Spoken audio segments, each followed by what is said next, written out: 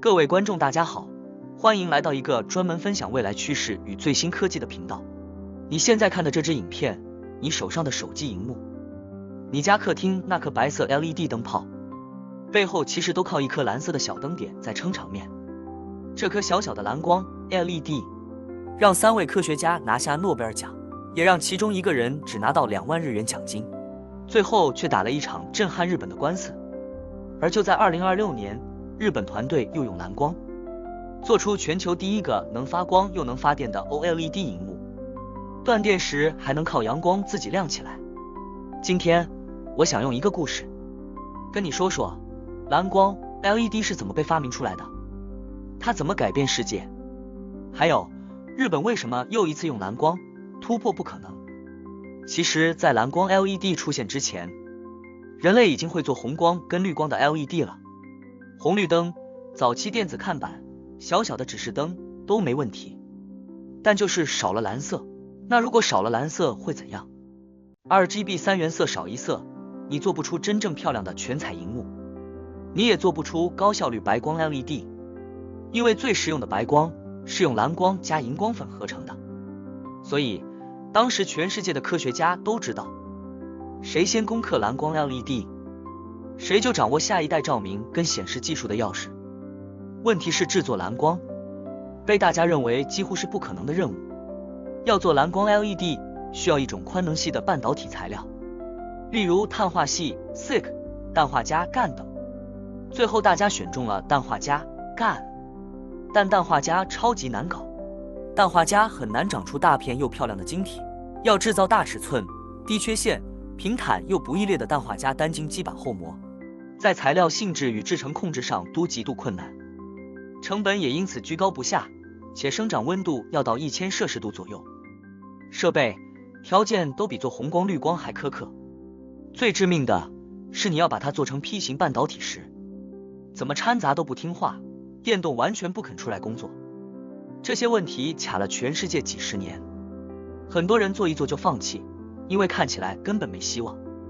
就在这种大家都头痛的背景下，3个人的名字后来被写进教科书，分别是中村修二、赤崎勇、天野浩3人。他们尝试新的成长方法，修正条件，最后成功做出品质相对好的晶体，还找出了让氮化镓变成 P 型的方法。可以说他们把原本乱七八糟的地基整理成勉强可以盖房子的地。另一边，在日本4国一间不算大的化学公司日亚化学，工程师中村修二，他本来在公司里做其他产品，后来跟老板争取让我试试看蓝光 LED， 但他每天做12小时以上，疯狂调整实验条件，终于在1993年他做出第一颗高亮度蓝光 LED。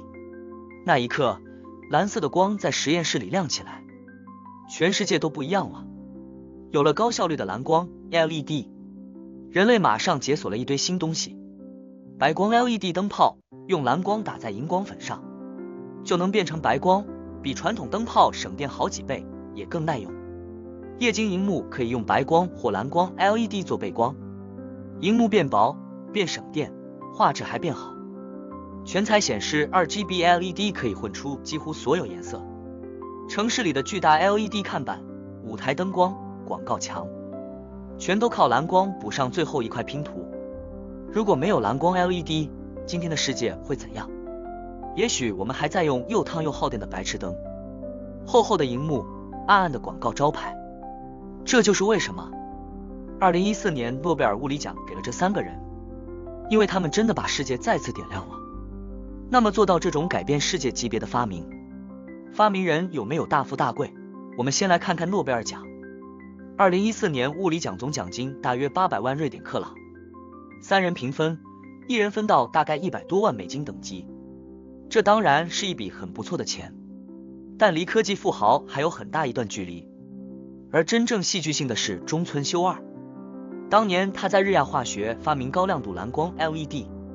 公司一开始给他的奖金是大约2万日元，在当时约莫160元美金。后来蓝光 LED 让公司业绩大爆发，营收翻好几倍。中村修二觉得自己应该拿到更合理的发明报酬，于是他提告，把这件事闹上法院。一审法院曾经判他理论上可以拿到数十亿日元等级的报酬，引发日本社会一片哗然。最后双方和解，日亚化学付给他大约8亿多日元，大概是800万美金左右。这笔钱当然已经让他变成很有钱的人，但别忘了，蓝光 LED 帮整个产业创造的是以兆为单位的价值，相比之下，他拿到的只是这个巨大蛋糕的一小角而已。真正赚到最多钱的，通常不是那个做出第一个原型的人，而是后面把技术量产，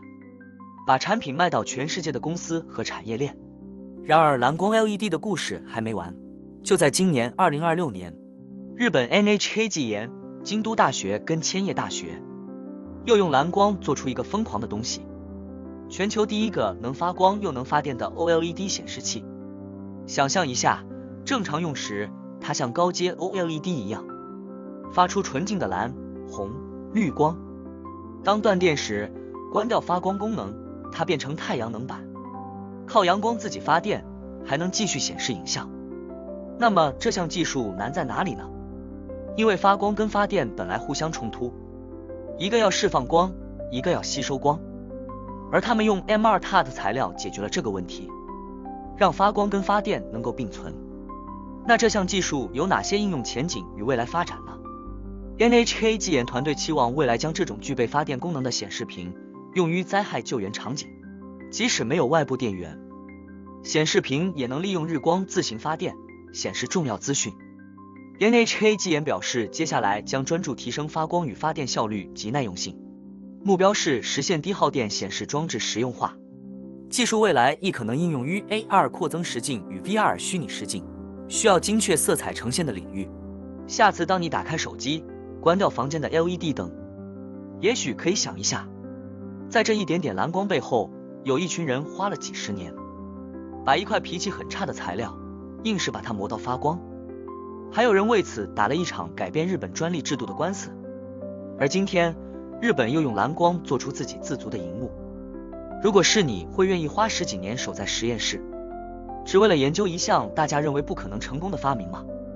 今天的影片就分享到这里。如果你喜欢今天的影片，请千万不要忘记按赞、订阅我的频道，并且打开小铃铛，